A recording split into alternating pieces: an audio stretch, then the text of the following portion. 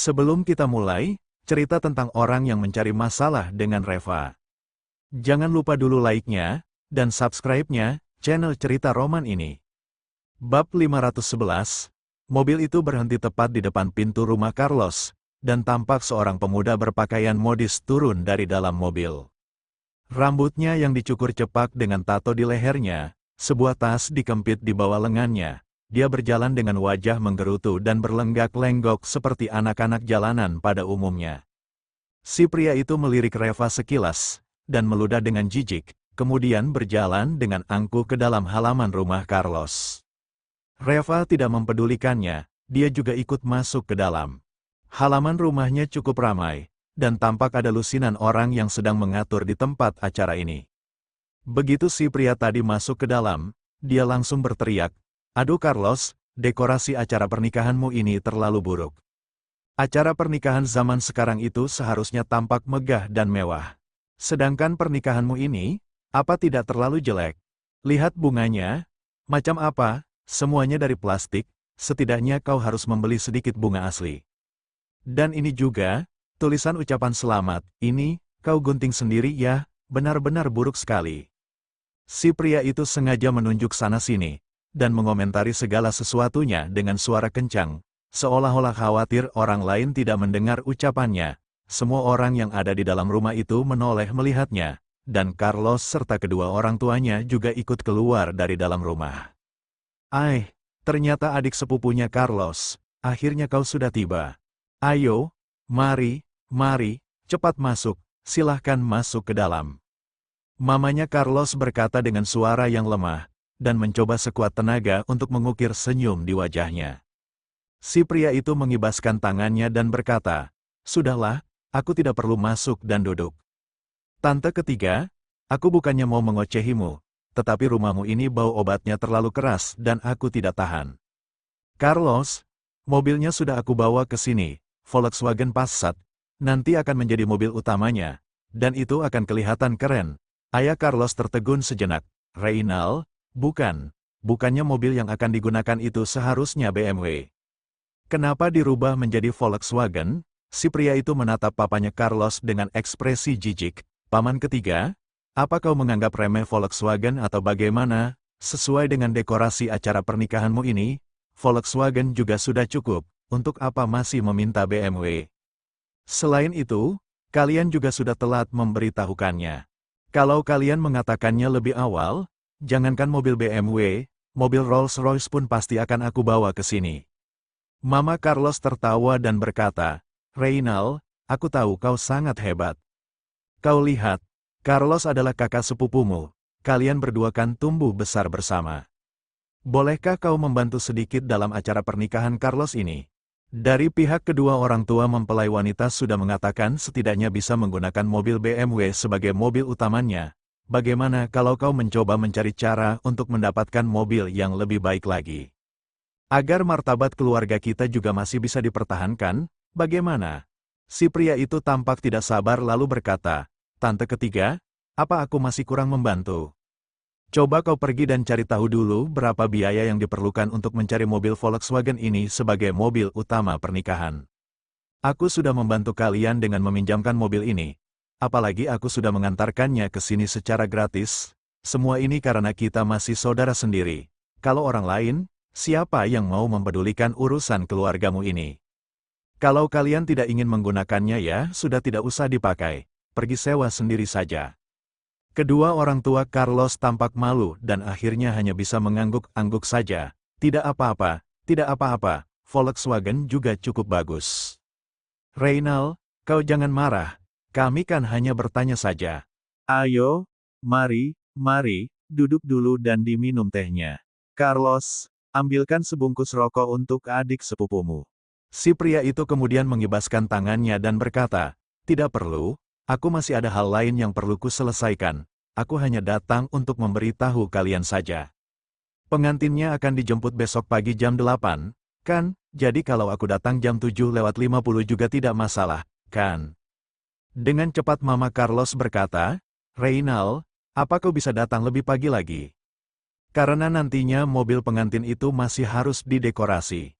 Kalau terlalu siang, Nanti mobil pengantinnya tidak sempat didekor lagi. Si pria itu tampak tidak sabar. Aduh, benar-benar merepotkan sekali. Sebelum lanjut, jangan lupa dulu dong, like-nya, dan subscribe-nya. Channel Cerita Roman ini, bab 512. Aku mana bisa bangun sepagi itu? Kalau tidak, undur saja waktunya, pengantinnya dijemput jam 8.30 saja. Dengan tak berdaya Mama Carlos berkata, jam 8 kita sudah harus jalan, waktunya sudah kita hitung dengan baik. Reynald, anggap saja kau sedang membantu Carlos ya, oke. Pemuda itu tampak sedikit cemberut, tetapi akhirnya dia juga melambaikan tangannya. Ya sudah, paling-paling aku kurang tidur sedikit saja, aku datang jam 7.30 saja. Boleh, kan? Mama Carlos masih tampak tidak puas, tetapi pada akhirnya dia juga tidak berani mengatakan apa-apa lagi. Ya sudah, itu saja dulu, aku pergi dulu ya, karena masih ada hal lain yang perlu aku selesaikan, ujar si pria itu sambil melambaikan tangannya untuk pergi. Dan pada saat ini, tiba-tiba seseorang di sebelahnya berkata, Reynald, kau jangan buru-buru pergi dulu. Tadi pagi aku melihat Paman Fauzi, dia bilang sebentar lagi mau datang. Mendengar ucapannya itu, mata si pria itu langsung berbinar, Paman Fauzi mau datang? Aduh, kalau begitu apapun yang terjadi aku harus menunggu Paman Fauzi datang untuk mengobrol sebentar dengannya. Ayo sini, pindahkan kursinya, aku akan duduk di sini sebentar. Dengan cepat Carlos memindahkan kursinya. Si pria itu duduk di halaman rumah dengan arogan. Papa Carlos menyajikan teh untuknya, sementara Mama Carlos memberikan dia sebungkus rokok. Dia mengambil rokok itu dan meliriknya sekilas, lalu mencebikkan bibirnya sebentar sambil berkata, Tante ketiga, bukannya aku mau mengocehimu, pernikahan adalah sebuah acara yang megah, mengapa kau sangat pelit? Rokok seharga $10 seperti ini pun kau berani mengeluarkannya. Setidaknya keluarkanlah rokok Treasurer Luxury Black. Mama Carlos tampak bingung. Apa, Treasurer Black apa? Si pria itu menatapnya dan berkata, rokok mewah. Mama Carlos tampak terkejut, rokok seperti itu kan mahal sekali. Reynald, kau juga tahu kondisi keluarga kami. Bagaimana mungkin kami mampu membeli rokok itu? Si pria itu mengibaskan tangannya dengan tidak sabar, sudah. Kau jangan mengeluh lagi. Aku kasih tahu ya, jadi orang itu yang paling penting adalah gengsi. Hal ini hanya terjadi sekali dalam seumur hidup. Kalau sampai diketahui oleh orang lain, apa kau tidak merasa malu? Sebentar lagi Paman Fauzi mau datang lalu kau berikan rokok seperti ini kepadanya. Kalian ini sama sekali tidak mementingkan gengsi kalian. Pantas saja masa depan kalian suram. Kalian sudah ditakdirkan tak bisa melakukan hal-hal hebat dalam seumur hidup kalian. Kedua orang tua Carlos tampak malu. Mereka hanya bisa berdiri di sampingnya sambil tersenyum, sama sekali tidak berani menyinggung si pria muda ini. Reva mengerutkan keningnya saat mendengar ucapannya ini. Dia juga kenal dengan si Reynald ini. Dia adalah adik sepupu dari Carlos. Mama Carlos dengan mamanya adalah kakak beradik. Dulunya keluarga Reynald sangat miskin, sehingga mereka sering dibantu oleh keluarga Carlos. Saat itu, Reynald sering bermain di sekitar sekolah kejuruan dan sering datang mencari Carlos untuk meminjam uang. Dan setiap kali Carlos juga meminjamkan uang kepadanya tanpa ragu-ragu. Dia memperlakukan Reynald benar-benar seperti adiknya sendiri. Tak disangka, setelah beberapa tahun tidak bertemu ternyata keadaannya sudah menjadi seperti ini. Si Reynald bersikap sangat tidak sopan terhadap kedua orang tua Carlos, dengan memerintah sana-sini membuat orang yang melihatnya pun merasa emosi. Dan pada saat ini kebetulan Carlos melihat Reva dan wajahnya tampak penuh dengan kegembiraan. Reva, kau sudah datang. Ayo cepat masuk dan duduklah di dalam. Sapa Carlos. Kedua orang tua Carlos juga melihat Reva dan mereka semua sangat terkejut.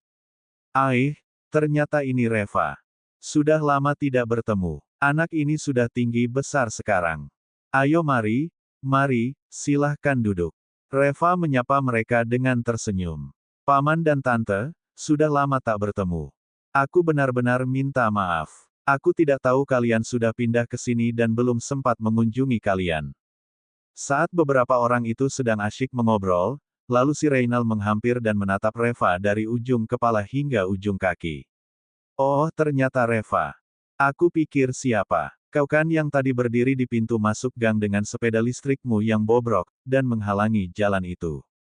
Reva, apa kesibukanmu sekarang? Sudah umur setua ini masa kau tidak punya sebuah mobil pun? Ujar Reynald sambil memainkan kunci mobil di tangannya dengan wajah pamer. Reva mengernyit sedikit. Si Reynald ini dulunya selalu mengikuti mereka kemana saja.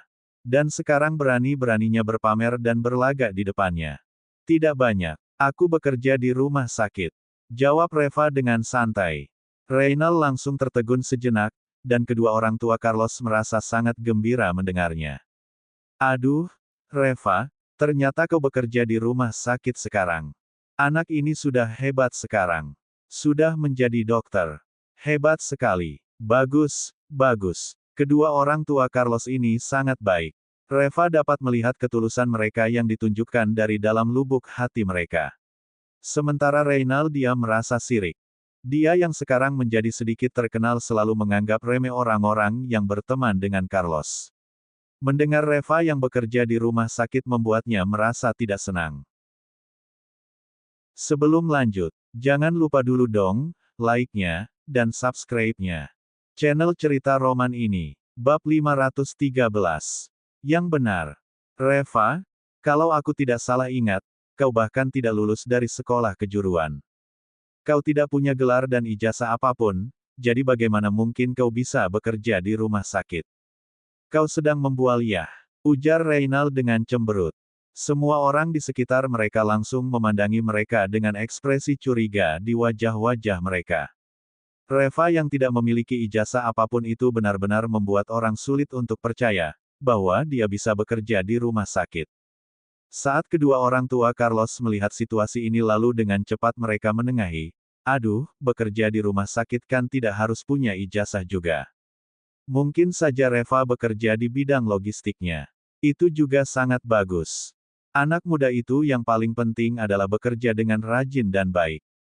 Pekerjaan Reva sangat stabil, itu sangat bagus sekali. Oke, Reva, kau sudah repot-repot datang ke sini. Ayo mari, silahkan duduk dulu di dalam. Keduanya langsung menarik Reva untuk masuk ke dalam rumah. Reynald mengikuti mereka dari belakang dengan enggan. Reva, kau bekerja di rumah sakit mana? Aku ada kenal banyak teman yang bekerja di rumah sakit, dan mereka semua adalah supervisor di rumah sakit. Coba kau katakan, siapa tahu aku kenal dengan supervisormu? Ujar Reynald dengan bangga. Reva mengernyitkan keningnya. Si Reynald ini sangat sombong sekali sehingga membuat Reva merasa tidak senang. Aku bekerja di rumah sakit mana itu memangnya ada hubungannya denganmu? Reva bertanya balik. Reynald terperangah. Dia tidak menyangka Reva berani membantahnya seperti ini.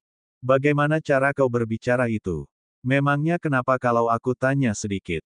Kalau kau memang benar-benar bekerja di rumah sakit, kan tinggal dijawab saja. Kenapa? Kau tidak berani mengatakannya. Apa kau merasa takut? Kau takut kebohonganmu akan terbongkar ya? Aku sering melihat orang-orang sepertimu. Kau bisa membohongi orang lain, tetapi tidak bisa membohongiku. Ujar Reynald sambil mendengus dingin. Suara Reynald yang kencang itu membuat semua orang yang ada di sekitar mereka langsung menoleh, dan memperhatikan mereka. Orang-orang menatap Reva dengan tatapan penuh ejekan. Sejujurnya, rata-rata dari mereka tidak percaya dengan apa yang dikatakan Reva. Rumah sakit adalah tempat di mana ilmu dan keterampilan nyata itu dibutuhkan. Reva yang tidak lulus sekolah kejuruan dan tidak punya ijazah itu bagaimana mungkin bisa bekerja di rumah sakit? Anak muda sekarang sifatnya benar-benar jelek sekali. Demi menjaga gengsinya sendiri, kebohongan apapun bisa diucapkan dari mulutnya. Apa gunanya membual seperti itu? Kita kan bukan orang bodoh. Siapa yang bisa mempercayainya? Ia benar-benar kelihatannya seperti seorang pemuda yang lincah tetapi dengan mudahnya dia membual begitu saja. Aku rasa dia itu orang bodoh sehingga membual dengan fakta yang tidak masuk akal. Kemampuan apa yang dia miliki masa dia tidak tahu? Bisa-bisanya mengatakan bahwa dia bekerja di rumah sakit. Hehehe, ini benar-benar konyol sekali. Bagaimana Carlos bisa kenal dengan sampah seperti ini? Ada banyak obrolan dan diskusi di sekitar mereka dan ini membuat Reynald sangat senang. Dia memang mengharapkan hasilnya seperti itu. Kedua orang tua Carlos merasa canggung. Mereka tidak terlalu peduli dengan tempat kerja Reva. Mereka hanya merasa sangat senang saja ketika Reva datang ke pesta pernikahan Carlos. Aduh, ayo kita jangan membicarakan masalah itu lagi. Carlos, kau bawa Reva ke kamar pernikahan dulu dan kau bantu mendekornya sebentar. Dengan cepat Papa Carlos menengahi dan menghentikan diskusi orang-orang itu. Reynald langsung menghentikannya. Paman ketiga, kau jangan terlalu terburu-buru. Kau biarkan Reva menjawab pertanyaannya dulu. Reva, semua orang menunggu jawabanmu. Kau bekerja di rumah sakit mana? Mama Carlos yang merasa cemas lalu berkata, Reynald, sekarang sedang sibuk di rumah, nanti saja baru ditanyakan lagi. Dengan tidak sabar Reynald berkata, tidak bisa. Setelah Reva ini masuk, lagaknya itu belagu sekali. Kalau hari ini dia tidak bisa menjelaskan ucapannya tadi dengan benar, aku tidak akan melepaskannya begitu saja. Aku tidak mau semeja dengan seorang pembohong. Semua orang juga mengiyakannya. Mereka semua percaya bahwa Reva adalah seorang pembohong. Reva mengerutkan keningnya. Tadinya dia tidak ingin menanggapi Reynald, tetapi sepertinya si Reynald sengaja mau mencari masalah dengannya. Dan pada saat itu, tampak seseorang masuk dari luar pintu. Saat Papa Carlos melihatnya, lalu dengan cepat dia menyapanya, Paman Fauzi, kau sudah tiba. Aduh, untuk apa repot-repot, ini hanya acara kecil-kecilan saja di rumah. Paman Fauzi tampak arogan dan berjalan masuk dengan perlahan. Aku hanya datang dan melihat-lihat saja. Kalau ada sesuatu yang kau perlukan, langsung katakan saja. Terima kasih sudah mendengarkan kisah ini. Sampai jumpa pada bab selanjutnya. Jangan lupa komen, like, dan subscribe-nya channel cerita roman ini.